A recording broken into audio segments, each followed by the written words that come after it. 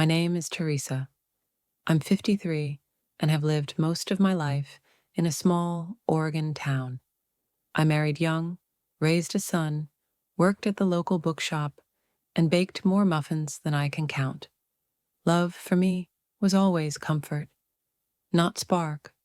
I believed that was enough. Until one quiet October evening changed something I didn't know needed changing. It was a Saturday. The sun dipped early, and the breeze held a chill that hinted at winter.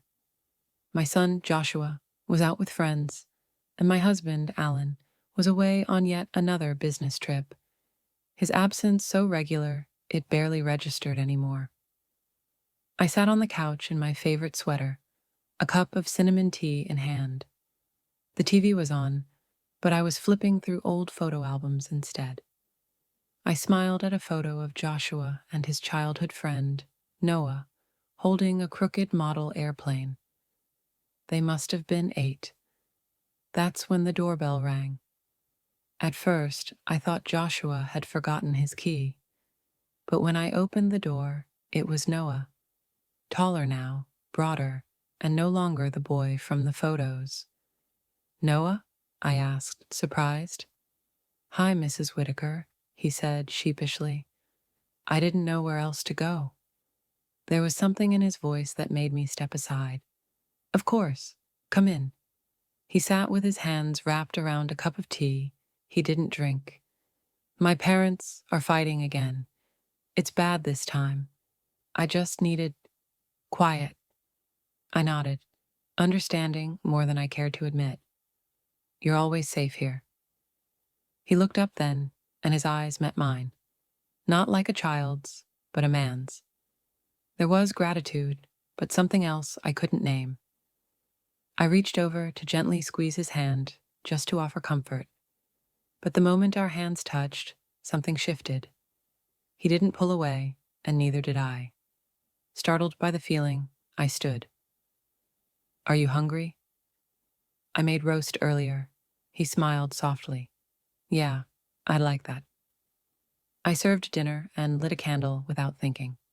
We talked about simple things: school, books, Joshua. But beneath it all, I felt an invisible thread stretching between us.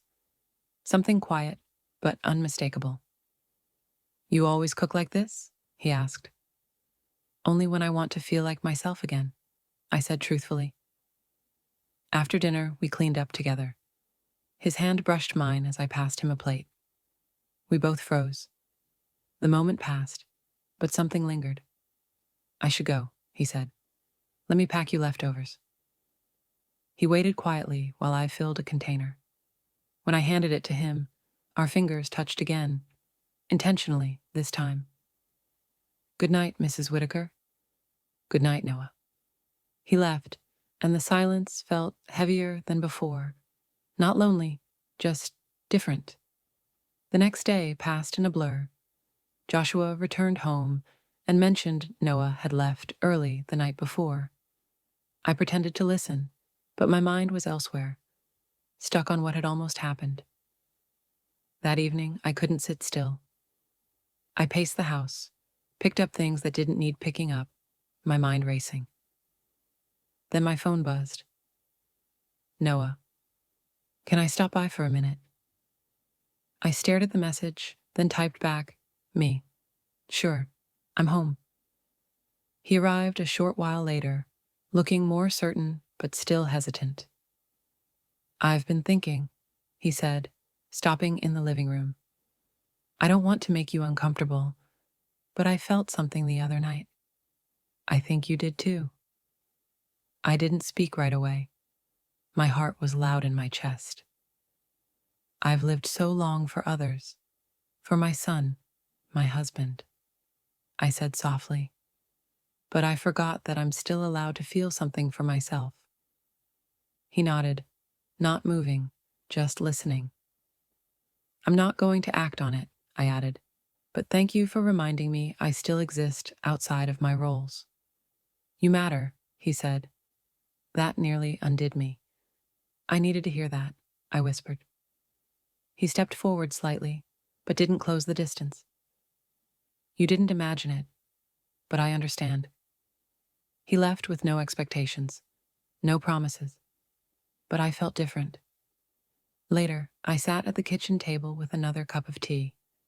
No TV, no photo albums, just me and the quiet. And for once, it wasn't empty. It was full. Not because of him, but because I remembered who I was.